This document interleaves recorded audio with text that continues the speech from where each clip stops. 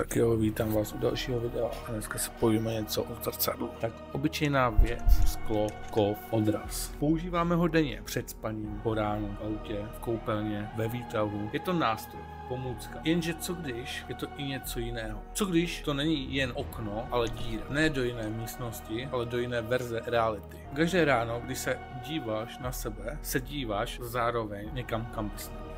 Jdem si to rozvíst.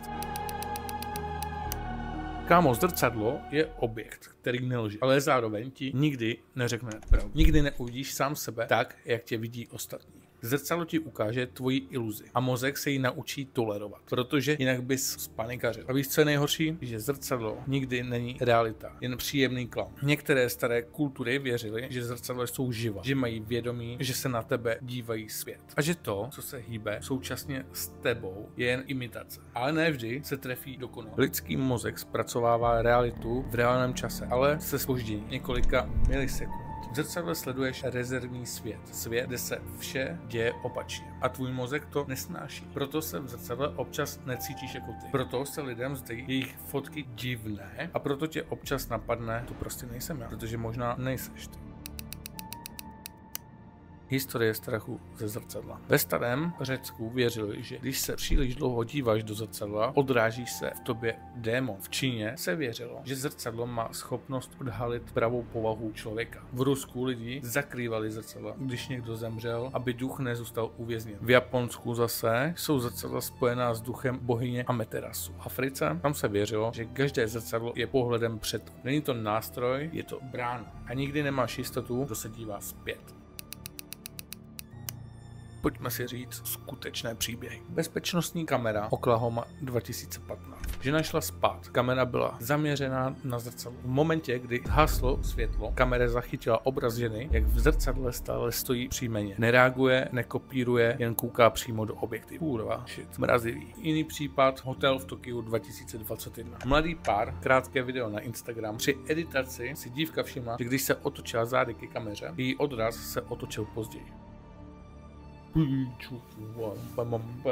A Reddit 2018. Uživatel tvrdil, že každé ráno, když vstal u zrcadla, měl divný pocit, že něco uvnitř se nechce hýbat. Tak nainstaloval noční vidění. A kámo, teď se podrž. Ve 3 hodiny ráno a 47 minut jeho postel prázdná, ale v zrcadle postava stále ležela. Kámo, to ty chtělo tohle to vidět, vole. Asi dneska neusnu. A teďka zrcadlo jako vězeň. Představ si, že jsi zavřený za skla. Vidíš svět, vidíš lidi, ale nikdo tě neslyší. Zrcadlo není okno, je to jednosměrná brána. Možná je na druhé straně někdo, kdo žije přesně tvůj život. Jen otočí. Možná se dívá roky, čeká až na moment, kdy mu věnuješ dost dlouhý pohled a necháš ho převzít svůj strach. Kámo, děsivý jako svině.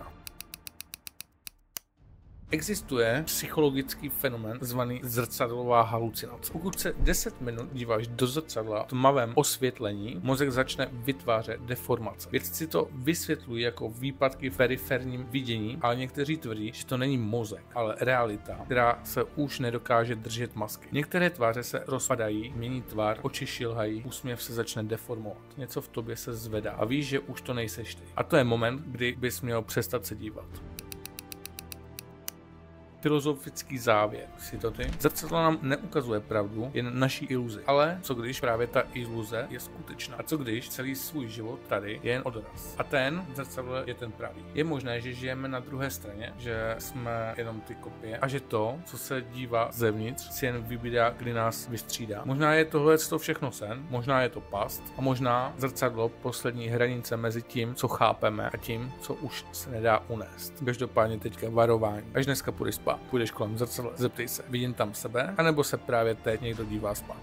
Pokud ano, nedívej se dál, protože to, co je za sklem, už dlouho čeká. ABC, je to navařit a prodat, weekendovat, repovat je cesta jak viděla,